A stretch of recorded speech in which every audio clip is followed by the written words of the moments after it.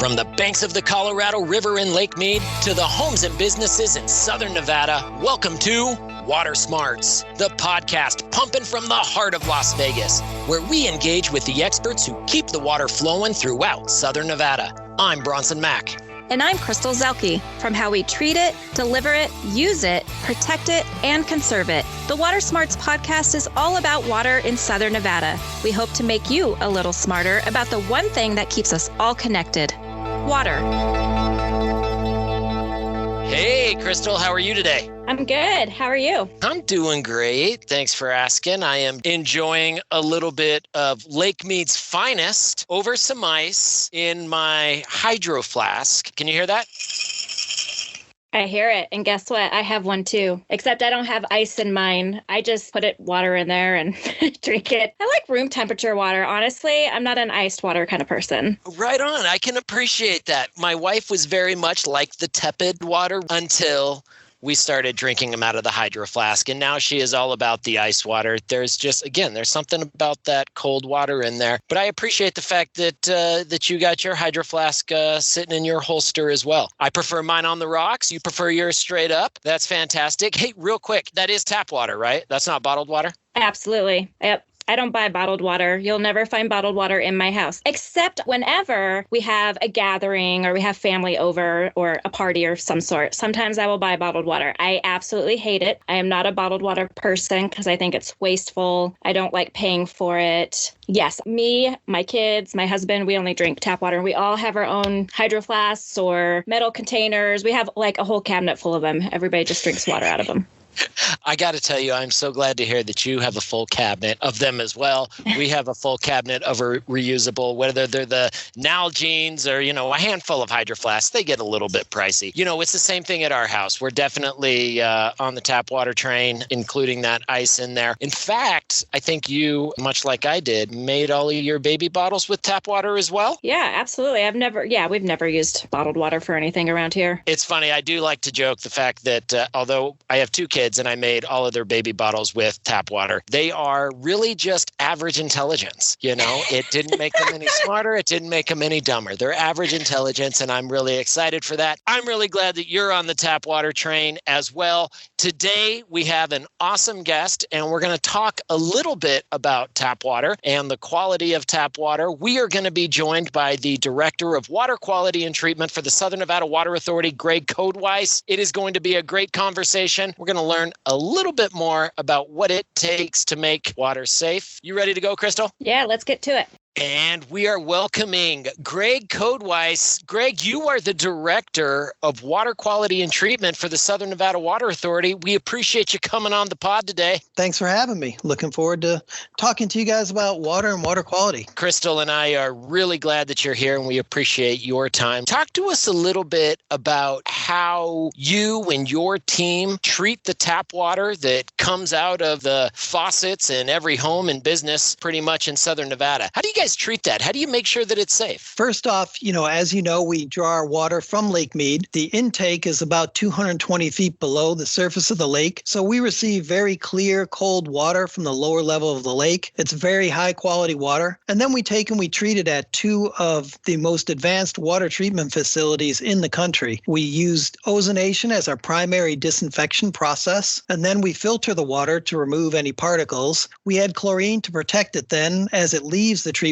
plant to make sure that it stays safe all the way to the customer's tap. And then we add a corrosion control chemical to maintain water quality within the distribution system. And when I say we add a corrosion control chemical, we add orthophosphate. But just to put it in perspective, the orthophosphate level found in a liter of our drinking water is about 100 times lower than the phosphate level found in a can of cola. So you don't have to worry about that. But that small amount of phosphate we put in the water ensures that we're not going to have any lead or copper issues that have plagued some of our cities and communities in other parts of the country. Greg, you mentioned ozonation, and that's just, I know, one of several steps in the water treatment process. And SNWA actually makes its own ozone. Can you explain the process and why it's a good treatment process for our drinking water? Well, sure. First off, let's talk about ozone. Ozone's it's basically O3, or oxygen with an extra oxygen molecule added to it, and it oxidizes organic materials as well as iron, manganese, any trace pharmaceuticals, and other substances when it's added to drinking water. It's a very effective disinfectant. So we basically take air at the treatment plants, we strip out nitrogen and the other associated gases to create about 95% pure oxygen. From there, we hit it with electricity. We kind of refer to it as lightning in a bottle because we zap the oxygen with the electricity, and that creates the O3 molecule that we can then infuse into the water. Within nature, ozone is created by lightning. And so we've kind of duplicated that process here at our treatment plants. And one thing about ozone is it will kill and destroy bacteria about 3,200 times faster than chlorine. And it's interesting the way it does it. The ozone molecules end up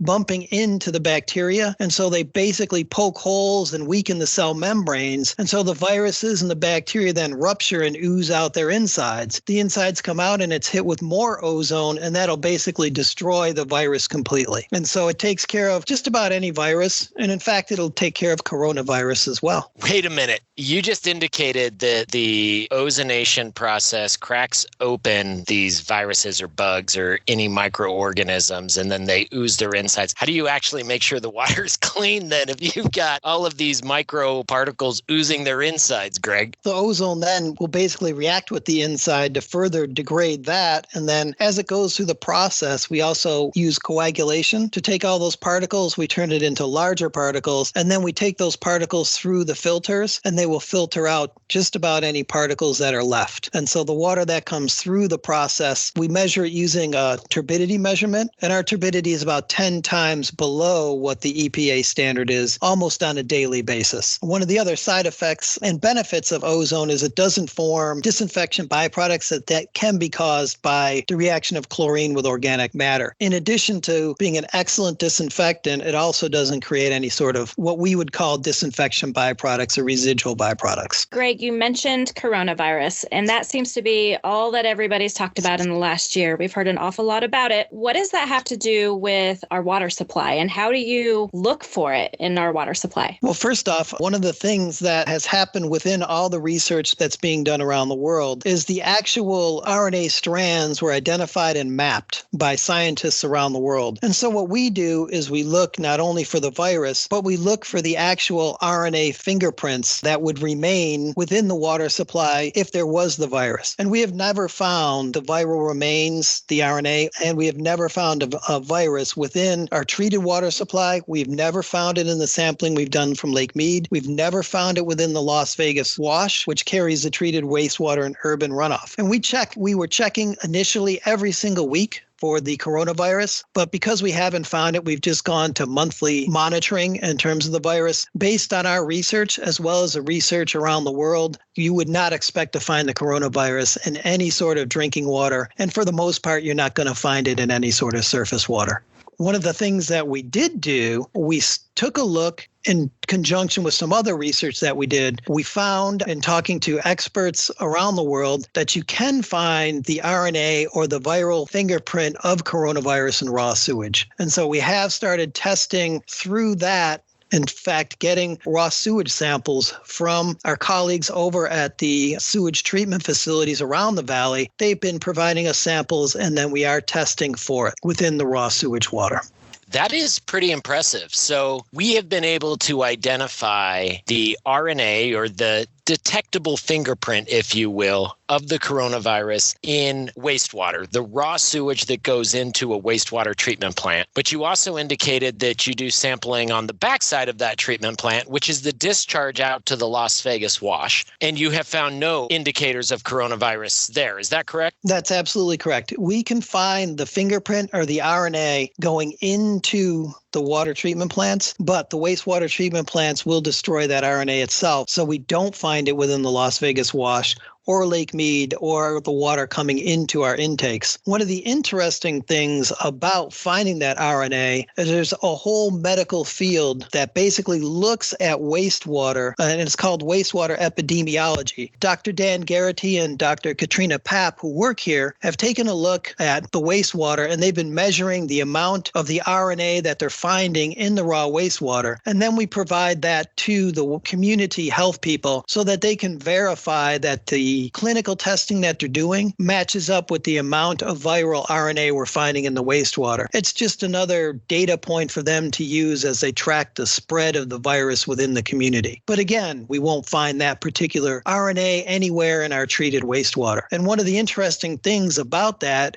is those same techniques can be used to look for other types of issues within the community. Norovirus is one that it can be used for, as well as illicit drug use within the community can be found in the wastewater streams. And so we've kind of built off that wastewater epidemiology, and we're working with and collaborating with people around the world to try to figure out how we may potentially utilize that to track spread in the community. Yeah, that's really interesting because I've seen some, I know they're doing some of that kind of research and some of that kind of testing and monitoring at the University of Arizona down in Tucson. They've been able to actually monitor some of the dorm activity there, and they've actually headed off, my understanding is at least one or two different outbreaks, being able to do some early detection from asymptomatic students through wastewater epidemiology. Very cool that kind of process and research is being done here in Southern Nevada out at our water quality laboratory. One other point, I guess, that's really interesting there. So they're detecting coronavirus going into the wastewater treatment plants, not picking it up or detecting it on the backside of those wastewater treatment plants, further confirming that here in Southern Nevada, our wastewater agencies are really treating our wastewater or raw sewage to an extremely high level that allows it to be safely returned back to Lake Mead. I think that's obviously one of those impressive things that we do here to maximize water resources in Southern Nevada.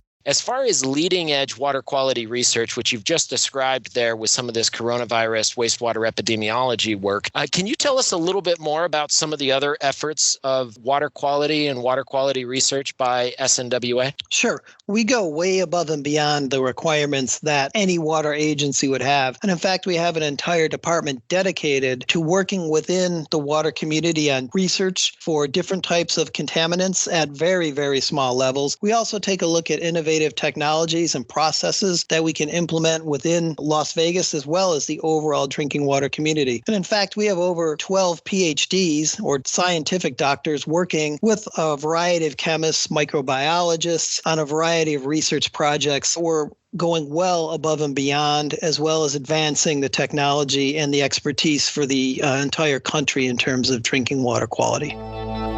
Be a water smart hero. Save money using smart technology. Investing in a smart irrigation controller is now easier than ever, thanks to the Southern Nevada Water Authority's rebate, which offers 50% off the purchase price up to $100 to help you out. The smart irrigation controller adjusts your yard's watering schedule in accordance with the weather. So when it rains, your smart controller will do all the work and adjust your landscape watering accordingly. And you can control it all from your smartphone, making it easier to change your watering schedule and follow Southern Nevada's seasonal watering restrictions. Be water smart and update your irrigation controller today and start saving water and money. Details are available at snwa.com. I get an interesting question from a lot of people when I tell them that I work for the Las Vegas Valley Water District and the Southern Nevada Water Authority, and that's if I actually drink the tap water. And I do. I grew up here. I've always had the tap water. I love to tell people why they shouldn't drink bottled water over our tap water, but a lot of people do say that they don't like the taste of our tap water. And that's especially true for people who've moved here from other places. So what is it that's in our water that people are usually sensing when they drink it? So as I mentioned earlier, we add chlorine in order to make sure that the water stays disinfected up to your tap. And the most important thing to keep in mind is that taste is not an indicator of overall water safety. So the fact that we add the chlorine in there is basically to make sure our water is always safe as it gets to the customer's tap. And then because our water comes from the Colorado River, it does tend to have a high mineral content, higher than other communities in the United States, and that can create a chalky flavor. I guess that's That's an interesting thing to point out there, Greg, because, coming from the Colorado River, that's water that has passed through the Grand Canyon. That's water that has been in Lake Powell. Obviously, with passing through the Grand Canyon, that's quite a bit of erosion that has occurred over the years. And so those naturally occurring minerals just kind of get suspended there in the water as they're making their way down from the highest reaches of the Colorado Rockies. Yes, that's correct. And certainly you can use a carafe with an activated carbon filter. That's going to help improve your taste, even though it won't really remove the hardness or the minerals. But there are other home water treatment systems. Again, they're not necessary for water safety, but they can improve the taste and hardness that you may want to get rid of for the water in your house. Yeah, and I guess that would even include sink-mounted RO systems, those small reverse osmosis systems. You brought up the activated carbon filters for the carafes, those pitchers that you can keep. I guess all of those are good ways in which you can continue to enjoy the tap water here in Southern Nevada and maybe improve its taste a little bit. One thing I always noticed as a kid growing up here is that anytime I went to another community, and the one that stands out is Phoenix, the taste of the Phoenix tap water was definitely different than the Las Vegas tap water. Wasn't any better, wasn't any worse, but it was just one of those things that is definitely different. I guess really that's going to be community to community. And maybe the place where you get some consistency in the taste is with bottled water. Can you just share a little bit about your knowledge as a water quality expert? A little bit about bottled water. How is that tested and monitored? And is it the same as tap water? An interesting thing about bottled water is about 60% of bottled water is actually just filtered tap water. But the important thing to remember is that bottled water is not under or regulated by the EPA. So drinking water, the EPA sets and they enforce the health-based standards. In fact, the water industry itself is one of the most regulated industries by the government that there is overall within the United States. And so they set limits, the EPA does, for contaminants and water safety at the tap water, and we're required to send the state every single month. We send them a water quality report indicating to them the quality of the water that leaves the treatment plants. And then we also publish a water quality report via the Las Vegas Valley Water District or the City of Henderson or North Las Vegas or Boulder City that shows the community and our customers the overall results of water testing and analysis. The thing to bear in mind about bottled water is it's not regulated by the EPA. It's regulated by the Food and Drug Administration. And so while their water does come from an approved source, they don't have to make their test results public. And so when you're drinking out of your bottled water, you're not going to know the actual results that the company who made that water put into that particular bottle. And then the other thing to bear in mind is the overall environmental impact of bottled water. If you think about 17 million barrels of oil that are needed to produce the plastic that the water is in every single year in the United States, that's just a significant amount of fossil fuel and natural resource that's being utilized. And the other thing is the cost of our tap water is significantly less than bottled water. So if you are able and willing to drink our tap water, you're going to save yourself some money and also help the environment a little bit while you're doing that. And if you're more interested in the water quality report, SNWA.com has the water quality report, and you can see all the testing that we do. Yeah, I'm glad you brought that up because that's kind of one of the reasons I harp on people about when I see all the plastic water bottles. I'm like, it takes more water to make that plastic bottle than the water inside of the bottle. It just